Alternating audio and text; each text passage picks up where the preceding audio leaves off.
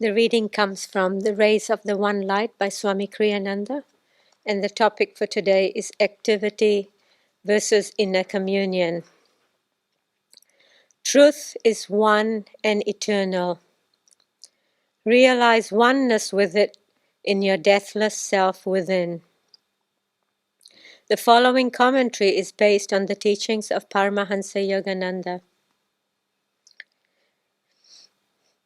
We contemplated the well-known story of Martha and Mary last week. Well, traditionally, this story has been offered to show the two classic approaches to salvation. The first, through action, and the second, through prayer. The excuse of Marthas of this world has always been, the Church needs its Marthas too. Treatises, moreover, have been written to justify the Martha approach to piety, praising her self-sacrifice as perhaps an even higher demonstration of devotion. Thus do the unmeditative in religion try to justify themselves. Yet the fact remains that Jesus rebuked Martha.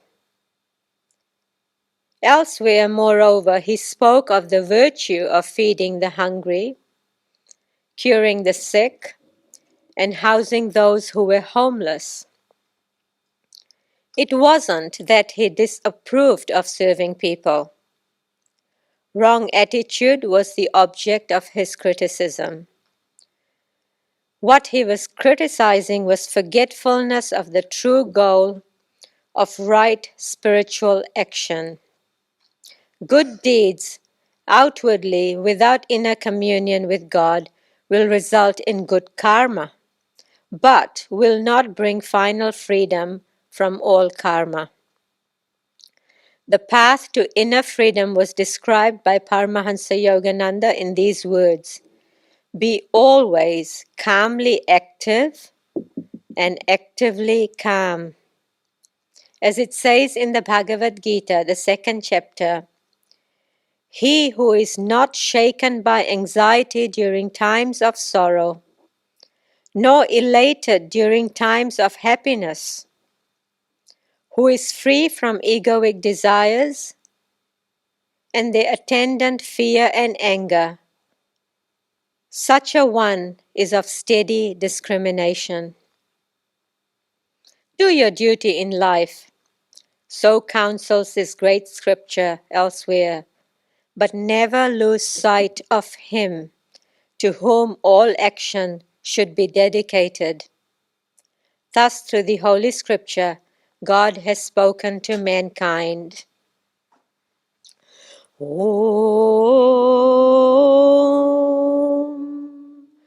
Om, Om.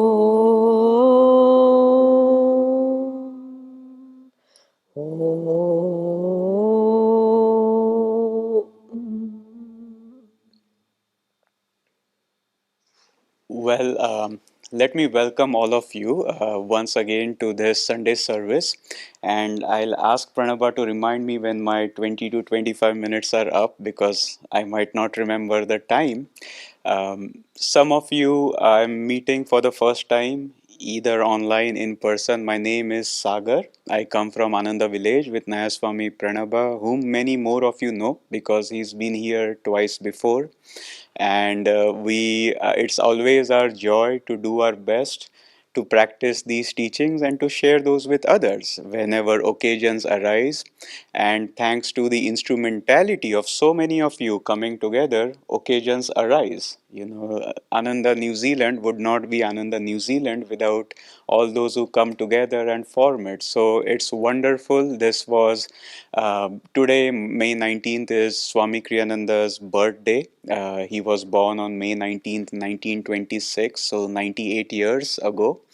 And so it's nice to remember and somehow tie in. It's always interesting when there's a birthday and there's a service talk or there's an occasion to tie everything together. Sometimes works, but sometimes doesn't. But maybe there will be a way to honor that this is Swamiji's birthday. We'll have a concert later today, but and also talk a little bit about the theme of this Sunday service, which is activity versus inner communion. And before I go there, I want to read, as is customary, something from Whispers from Eternity. Um,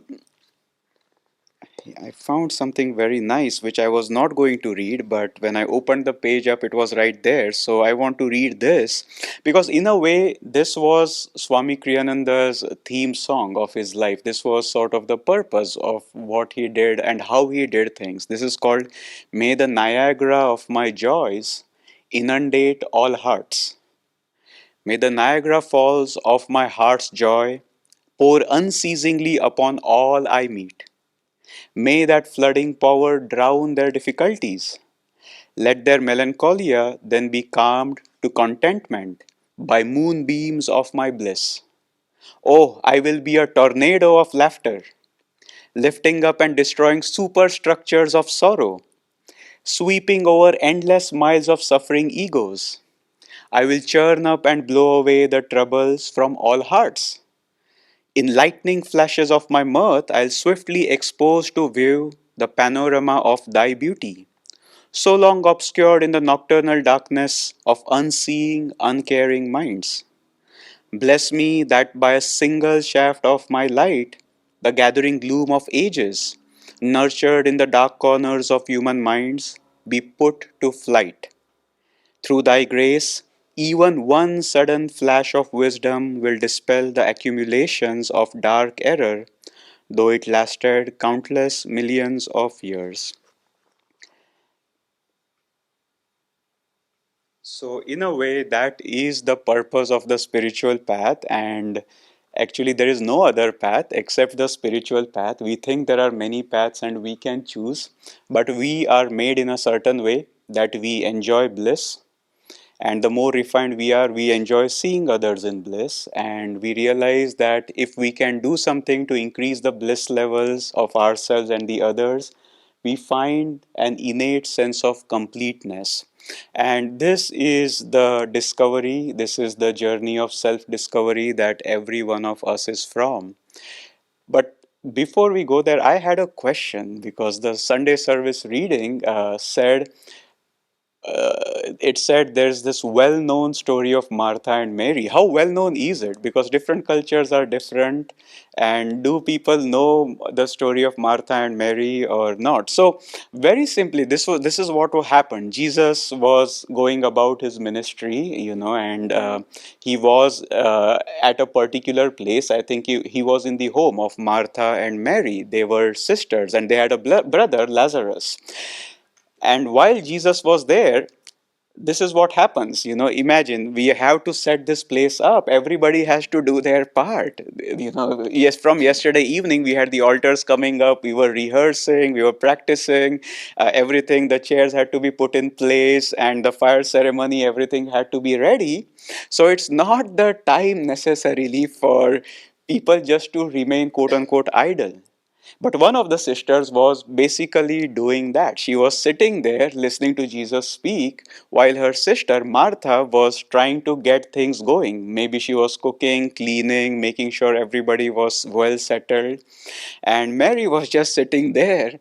And finally, Martha had enough. And she went to Jesus and said, "Won't you tell my sister to get up and help me? She's just sitting there." And the surprising answer of Jesus, which is the talk of the ages, even today, it's something, as Swamiji noted there, it's something people debate. Why did Jesus say? What was the nuance, or was there no nuance? And he simply said, "Your heart, Martha, or your mind is troubled with many lesser things. But Mary has chosen the one thing that matters the most, and I won't deprive her of it." Which is a very, probably Martha at that stage, that was the last answer she wanted to hear. And Swami makes the statement, maybe after he said that to Martha, and after a little while, he maybe said to Mary, I think you should go help your sister. And she's alone trying to get things together. But as Swami mentions in that reading, the reading of the previous week also, it wasn't work versus not working. That lesson Now, fortunately or unfortunately, this is what happens. A particular snapshot of a great master's time gets captured, written down, and somehow we think it's all applicable to us exactly the way it was applicable to a person it was said to. It's important to remember Jesus said that to one particular person, to Martha. And a great master's teaching is always individual. And I'll give you a story from my own life to explain that. But it's important to remember probably Martha had something in her temperament. Maybe she was frenetic. Maybe she was somebody who kept running from here to there in a restless sort of manner. And that's why he took that opportunity to tell her, you do many things, but the way you are doing it is simply feeding your restlessness. The goal of anything we do on the spiritual path is that it should center us. And maybe he later said something else to Mary also. But when we read that particular story, we think that applies to us exactly as it applied to Martha, which might not necessarily be true. We all have our temperaments, and we all have to do different things in order to find that state of being. The operative line in that reading is be calmly active and actively calm. And I must say, this is something I've been thinking about since the last, not for a long time, last 15 minutes. So, but I think it's not, it's, if you are one, you will automatically be other. If you are calmly active, you learn to be actively calm also. I don't know of anybody who's calmly active but not actively calm. And if we know how to be actively calm, then we learn how to be calmly active also. And the reason I'm saying this is there are many paths to self realization. The path of calm action called karma yoga, if followed correctly, produces souls who can meditate deeply. They can be actively calm without nodding, without sleeping, without daydreaming when they meditate.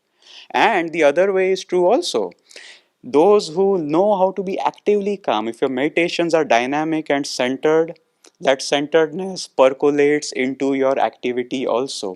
So it's not activity versus, versus pits these against each other as if it's you have to choose a side, when it's New Zealand versus Australia, whatever the sports is, the versus means which side are you on.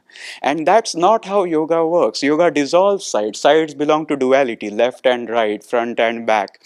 Yoga means union, where we perceive the underlying reality which is sort of in the center of all these sides. And Swamiji's names, because we want to tie it to Swami now. A few weeks ago, we did a Zoom satsang where we shared stories of Swami. So I don't want to do that today. But everything a great soul like Swami Kriyananda, the masters, do is an inspiration for us if we tune into it. And Swami's own name, Kriyananda, it's a melding of activity and inner communion because it has that word Kriya. And Swami said it's a very uncommon name. It's true. There's very few Swamis who take the name Kriyananda. And it literally means Ananda, which is bliss through Kriya, or bliss which comes as a consequence of Kriya, whichever way we want to see it. And Kriya itself means two things. One is, let's say, Kriya Yoga, which is the practice of deep meditation using a particular meditation technique. But Kriya also means a particular kind of action. It comes from the same root word karma. An action that starts with inner freedom, that is done with inner freedom, and that leads to greater inner freedom. Actions that are originated in a state of wisdom, when we do things that we know are right to do, when we do them in the way it is right to do, and as a consequence of that action, we become closer. Our consciousness clarifies and we perceive reality more clearly. So it's not just meditation that Swami took his name on, but his actions were quite literally kriyas. Last Sunday, Nayaswami Pranaba's wife, Parvati, was giving story after story, not about the things Swami did, but his consciousness while he did it. And it was always even keeled, it was always dynamic, it was always joyful. And the reason I'm saying also this is Swami did a lot. He wrote many pieces of music, he gave many talks, many recordings, many books. Because, see, when we talk about activity versus inner communion, there is also in our mind the thought that we should slow down, activity, inner communion. Let's be active, then let's be still. And stilling sometimes talks about slowing down. But I have learned in my little way, and little way because I do these things amateurishly. I play the guitar, I learn it, I learn to sing. I'm not good at either of these. I run, just again for the joy of it. But what I've realized is, as I get good or better at it, I can do more with a sense of ease and balance. If you know how to run well, and we have somebody who can bike very well. I know I was hearing somebody playing the cello and the viola, is that right? And we have people who sing and other sports. Isn't it true that as you get proficient at something, you can do something faster, better, but while feeling a sense of dynamic ease and balance? Now, that is the kind of activity and inner communion we are talking about. We should be able to do more and more. We should have a better and better throughput in our meditation, in our activity. But because we have transformed internally, we have achieved a sense of balance and stillness where being dynamic at a higher pace is easy. And this is something that's worth cultivating.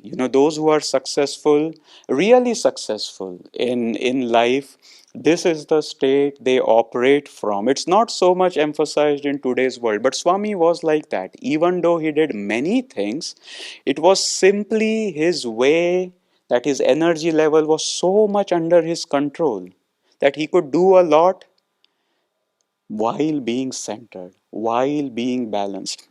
And I leave this part of the talk with this. This is also the key to success with Kriya Yoga. Some of you have Kriya techniques. The purpose of Kriya is to go beyond the breath, the need to breathe. There's many other things Kriya does also. But the way it is done, if you study what Master Yogananda wrote, is you have to balance the flow of energy in the Ida and the Pingala, the left and the right astral nerve channels, while increasing the amount of energy in them also. You start building up the energy level, but you don't do it frenetically.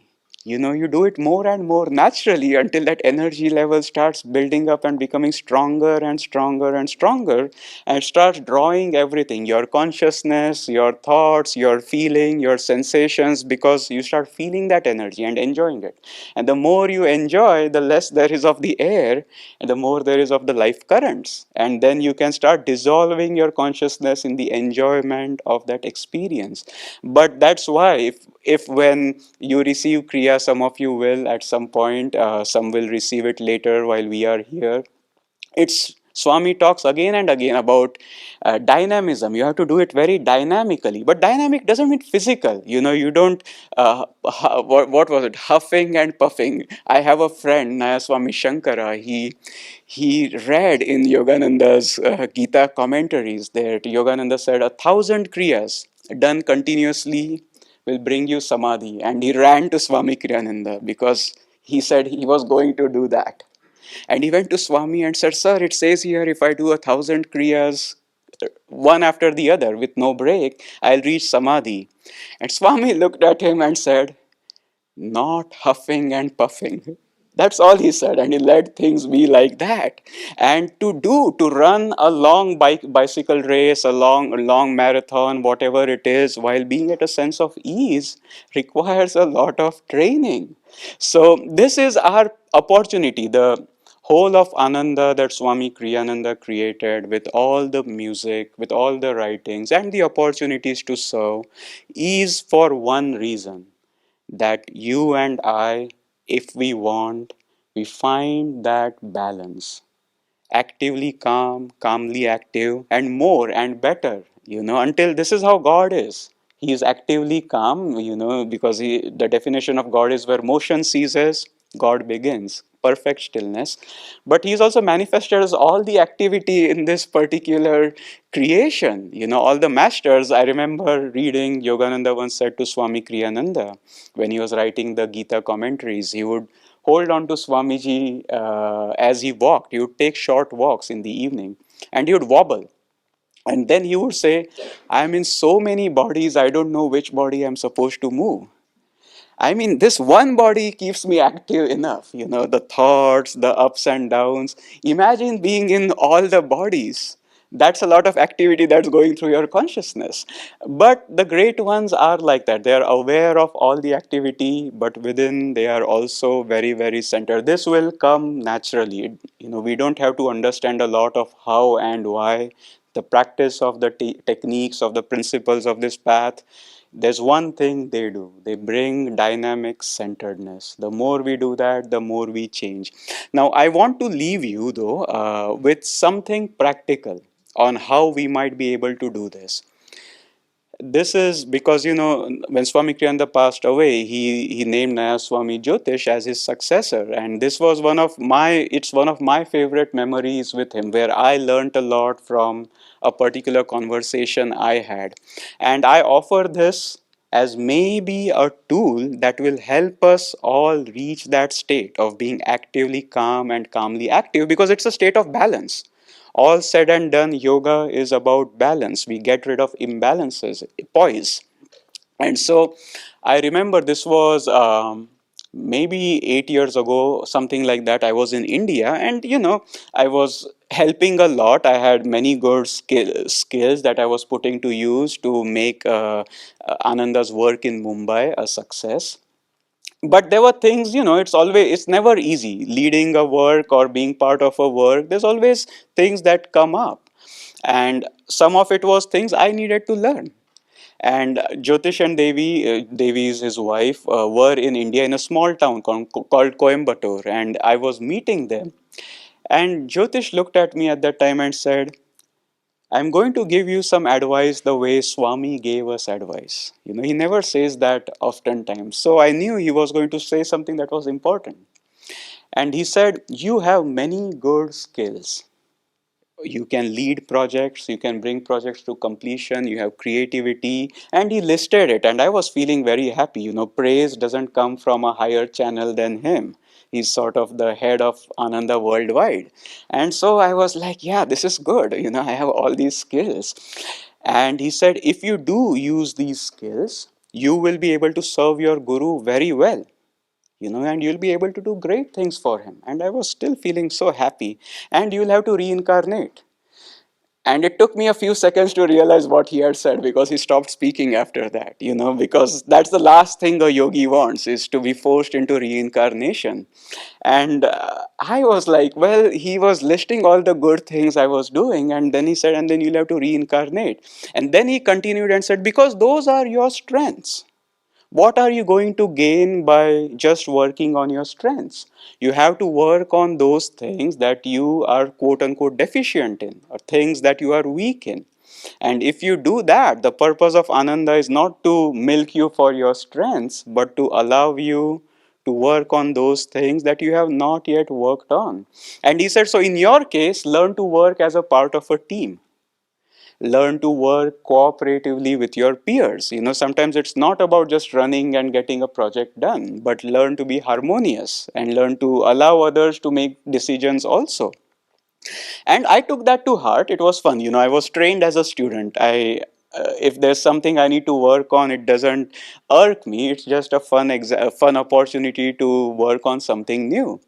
But the lesson there was something I think we all can work on. This world today is a bit lopsided. Your employer hires you for your skills, the things you are good at. Your CV is all about the things you are proficient at.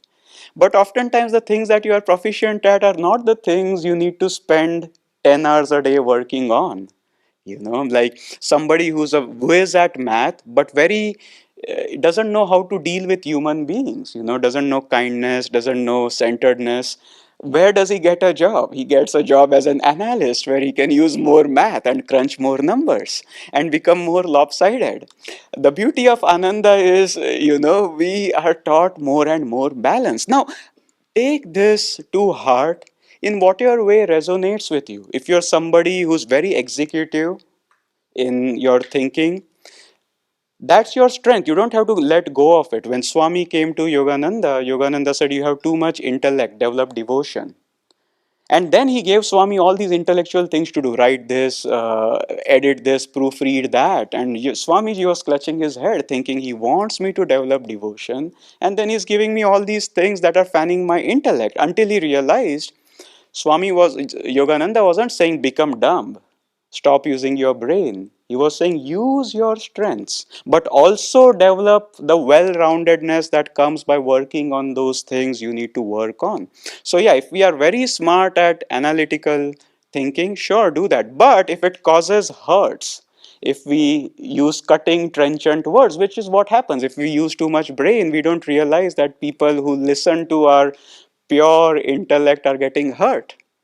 Well, work on being kind, not because the other people will be happy, but that's why we are here, to balance our natures. Arun was telling a very nice story about somebody who was in just one or two sentences. He said he has a friend who was trying to be a monk at SRF, and the first thing they told him was this monk had certain skill sets, and they told him, we won't be putting you in a department where we can use your skill sets. We'll put you perhaps in a place where you can develop those attitudes you need to develop. And I was very happy to hear that, because that is how Swami Kriyananda himself trained people. So if you are somebody of devotional temperament, develop that devotion, but also learn that impersonal nature, which is a part of being devotional. If you're somebody who's very intellectual, develop devotion while using your intellect as is appropriate. I also say, if you are somebody who loves, we have many chants. If you like the Divine Mother chants, use the power chants sometimes, because it will add balance to your nature and the spiritual path. You'll be a different type of devotee. If you are somebody who loves just power chants, add the softer ones to a repertoire and see how that changes you, because as we do that, we become more and more well rounded. This is how Swami was. He was very well rounded. He was very devotional. Yogananda was like that. Jesus was like that. The definition of self realization is, in a way, becoming that right kind of balance. And you will see it's not easy, because we have certain ways of thinking, but it's a joy. We become more joyful to ourselves, we become more joyful to others. It's so well worth it. And as we do that, we start realizing more and more our true nature is spirit. Sometimes we are very good at driving ourselves. We need to learn to be more relaxed. Some are very good at being too relaxed, and they need to learn to drive themselves a little bit. This is the joy. Swami Yogananda used to say he saw the world as God's menagerie, which is, where exotic animals and birds are kept. Because every soul is unique. And we are all, hopefully, we are able to help us in that uniqueness. I want to end this story by reading, this talk by reading something from Conversations with Yogananda that Swami Kriyananda wrote.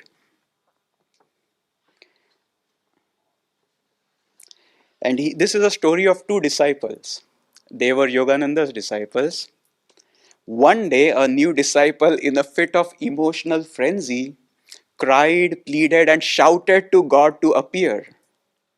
Others were meditating with him and felt intensely embarrassed by his emotional outburst. Imagine you're sitting meditating here, and a random person just starts shouting and crying and rolling on the floor. Quite some spectacle. One of the monks, therefore, wrote the master a note afterward, inquiring whether it's all right spiritually to be so outwardly expressive. By all means, it's all right, replied the master. Cry to God. Roll on the ground in your fervor of longing for Him. Half heartedness will never take you to God. Again, this is a unique set of advice. This is the only time I've heard Yogananda give it.